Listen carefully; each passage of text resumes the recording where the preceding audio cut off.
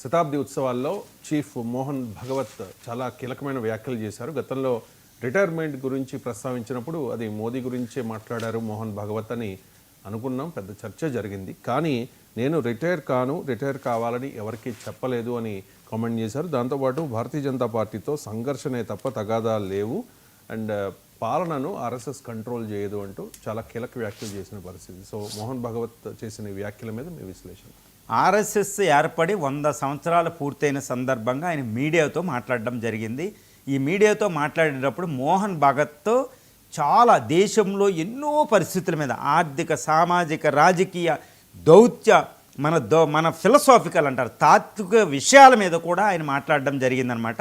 తర్వాత మోడీ రిటైర్మెంట్ భవిష్యత్తులో ఎలా ఉండబోతుంది, బీజేపీ ఆర్ఎస్ఎస్ సంబంధాలు ఎలా ఉంటున్నాయి, 100 సంవత్సరాలుగా మేము ఏం చేసాం, ఇలా ఒక విస్తృతమైన విషయాల మీద ఆయన మాట్లాడడం జరిగింది. భారత రాజ్యాంగం మీద కూడా ఆయన పరోక్షంగా కామెంట్లు కూడా ఉన్నాయన్నమాట. ఇక్కడ కాంగ్రెస్ లెఫ్ట్ దీన్ని గట్టిగా పట్టుకుంది. కాంగ్రెస్ లెఫ్ట్ పార్టీలు ఏమంటున్నాయంటే ఈ బీజేపీ అనేది ఒక స్టేట్మెంట్ ఇచ్చారు మోహన్ భగవత్ గారు. అదేంటంటే ముస్లింలు, ముఖ్యంగా ముస్లింలు మైనారిటీలు మేము కేవలం అయోధ్య రామ్ టెంపుల్కి మేము సపోర్ట్ చేసాం. మిగిలిన టెంపుల్ ఇప్పుడు కాశీ దగ్గర ఒక మాస్క్, మధుర దగ్గర ఒక మాస్కులు ఉంటాయని ముస్లిం మసీదులు, వాటిని వాలంటరీగా ఇచ్చేయండి హిందువులకి. ఎందుకంటే అక్కడ ఒకటి అంటారు, ఈ మిడివేల్ పీరియడ్లో ముఖ్యంగా మొఘళ్ళ టైంలో, ఔరంగజేబ్ టైంలో అక్కడ హిందూ దేవాలయాల మీద దాడి చేసి, అదేవిధంగా ఇప్పుడు కాశీ విశ్వనాథ టెంపుల్ మీద, మధురై శ్రీకృష్ణుడు పుట్టిన ప్రాంతంలో దాడులు చేసి అక్కడ మసీదులు కట్టారు. ఈ పునాదులు హిందూ టెంపుల్ మీద పునాదుల మీద అది తొలగించండి అంటారు. ఇది ఎలా ఉన్నప్పటికీ భారతదేశం ఏంటంటే 1991లో ఈ బాబ్రీ మసీదు కొలాప్స్ అయినప్పుడు అక్కడ ఒక చట్టం చేసింది స్టేటస్ కో మెయింటైన్ చేయాలని. ఇప్పుడు ఈయన ఏమంటున్నారంటే ప్రశాంతంగా అవి ముస్లిమ్సే ఇచ్చేస్తే బాగుంటుంది, మేమేం సపోర్ట్ చేయము, పెద్ద పెద్ద ఉద్యమాలు తీసుకురాం అయోధ్య రామ్ టెంపుల్ లాగా అని చెప్తున్నారు. కానీ ఒక రకంగా బెదిరించినట్టే అంటున్నాయి లెఫ్ట్ పార్టీలు.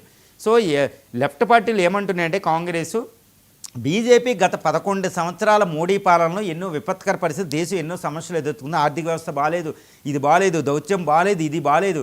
ఈ సమయంలో రిలీజియస్ మ్యాటర్స్, సెన్సిటివ్ ఇష్యూ తీసి భావోద్వేగాలు రెచ్చగొట్టి అభివృద్ధి లేనితనాన్ని సైడ్ ట్రాక్ చేయడానికి ఎలక్షన్ వస్తున్నాయి కాబట్టి ఆర్ఎస్ఎస్ పాలిటిక్స్ ఇవి అని లెఫ్ట్ పార్టీలు కాంగ్రెస్ చాలా తీవ్రంగా విమర్శించడం మనం చూస్తున్నామండి.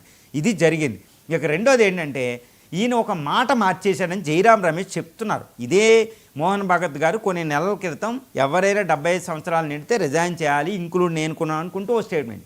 కానీ నిన్న ప్రెస్ కాన్ఫరెన్స్లో యూటర్న్ తీసుకుని 75 సంవత్సరాలు నిండిందని నేనెప్పుడు అన్నా, 75 సంవత్సరాలు నిండడం కాదు, సంఘ పరివారం ఒప్పుకునేంతవరకు, దేశ సేవ చేయగలిగినంత వరకు ఉండొచ్చని, తను 100 సంవత్సరాలు ముగిసినాయి కాబట్టి నేను రిటైర్మెంట్ లేదు, 75 సంవత్సరాలు 75 సంవత్సరాలు మోహన్ భగవత్, 75 సంవత్సరాలు మోడీకి మిగిసిన వీళ్ళు పదవిలో ఉంటారు అనేది తెలిసిపోయింది.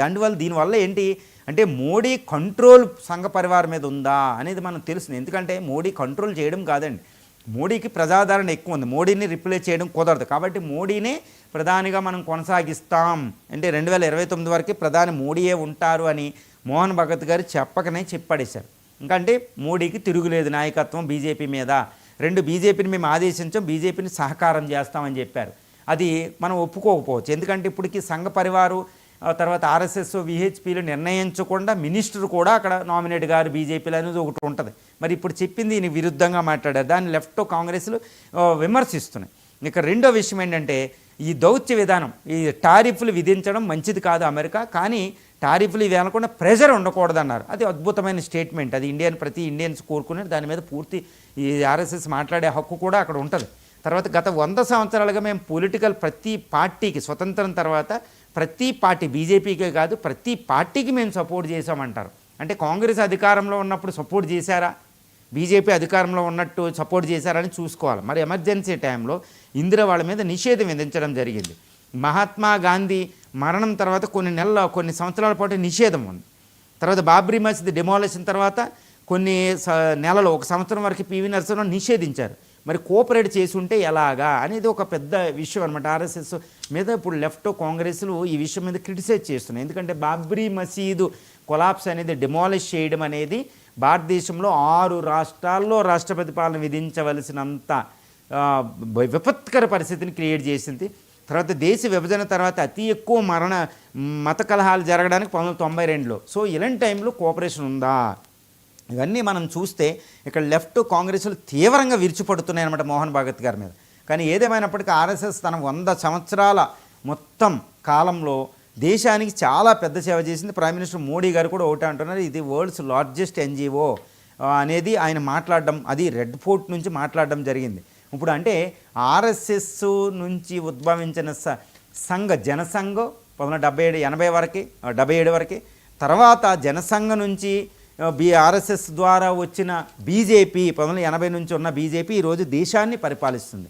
అంటే ఈ ఆర్ఎస్ఎస్ సంఘ పరివార్ యొక్క ఒక ఆమె, ఒక వింగే, ఒక బ్రాంచే బీజేపీ పొలిటికల్ పార్టీ. ఆర్ఎస్ఎస్ నుంచి వచ్చి ఆర్ఎస్ఎస్ నుంచి ట్రైనింగ్ తీసుకున్న వాళ్ళే ఇక్కడ బీజేపీలో కీలకమైన నేతలు. ఇప్పుడు చూడండి, వైస్ ప్రెసిడెంట్ కూడా ఆర్ఎస్ఎస్ బ్యాక్గ్రౌండ్ లేకపోతే వైస్ ప్రెసిడెంట్ పోస్ట్ ఇవ్వలేదు. కాబట్టి ఆర్ఎస్ఎస్ ప్రచాలక్, తర్వాత మోడీ, అంతకుముందు వాజ్పేయి, ఎల్కే అద్వానీ, ఎంతటి మినిస్టర్లు తీసుకున్న ఆర్ఎస్ఎస్ బ్యాక్గ్రౌండ్ అనేది మినిస్ట్రీలు సంపాదించడానికి, ప్రైమ్ మినిస్టర్ చీఫ్ మినిస్టర్ అవ్వడానికి ఒక పెద్ద హోదా అనేది ఒకటి ఉంటుంది. అందుకని మనం ఎప్పుడు న్యూస్లో చూస్తాం, ఈయన ఆర్ఎస్ఎస్లోంచి పనిచేశాడు కాబట్టి ఈయనకి మినిస్ట్రీ ముందు వచ్చే అవకాశం ఉందని చూస్తూ ఉంటాం అనమాట. ఏమైనప్పటికీ ఆర్ఎస్ఎస్ అనేది దేశాన్ని పరిపాలిస్తుంది. కానీ ఒక్క విషయాన్ని మనం గమనించాలండి, ఈ కేవలం ఈ 10-20 సంవత్సరాల భారతదేశ చరిత్ర కాదు, స్వతంత్రోద్యమం నుండి ముందు కొన్ని సంవత్సరాలు, 100 సంవత్సరాల పాటు, స్వతంత్ర ఉద్యమం తర్వాత, అంటే దేశానికి స్వతంత్రం వచ్చిన తర్వాత రాజ్యాంగ తయారీ, రాజ్యాంగం అమల్లోకి వచ్చిన తర్వాత దాని నిబద్ధత ఎలా ఉంది, తర్వాత కాంగ్రెస్ బీజేపీలు వాళ్ళ ఐడియాలజీలు ఏంటి, ఆ టైంలో ఆర్ఎస్ఎస్ ఐడియాలజీ ఏంటి, ఆర్ఎస్ఎస్ కీలక పాత్ర స్వతంత్ర ఉద్యమంలో పోషించిందా, లేకుండానే జవహర్లాల్ నెహ్రూ పేరు చెరిపేయడానికి ఈ స్టేట్మెంట్లు, తర్వాత వల్లభాయ్ పటేల్ని, అంబేద్కర్ని వీళ్ళు మావోళ్ళు, మా ఐడియాలజీ ఉన్నట్టు మాట్లాడుకోవడం, ఇదంతా పెద్ద చర్చ అండి. అంటే కాంగ్రెస్ బీజేపీ ఐడియాలజీలే ఈరోజు దేశాన్ని పరిపాలిస్తున్నాయి. ఈ చర్చ ఎందుకు అవసరం అంటే దేశ గతిని మార్చే శక్తి ఈరోజు కాంగ్రెస్ చేతిలో, బీజేపీ చేతిలో ఉన్నాయి. మళ్ళీ వీళ్ళ ఐడియాలజీలే కదా నిర్ణయించేది. కాబట్టి దేశ ప్రజలకి ఇది ఒక పెద్ద సందేశం అవుతుంది. అందుకే ఆర్ఎస్ఎస్ మోహన్ భగత్ గారు మాట్లాడితే దేశవ్యాప్తంగా అంత చర్చకు దారితీస్తుంది.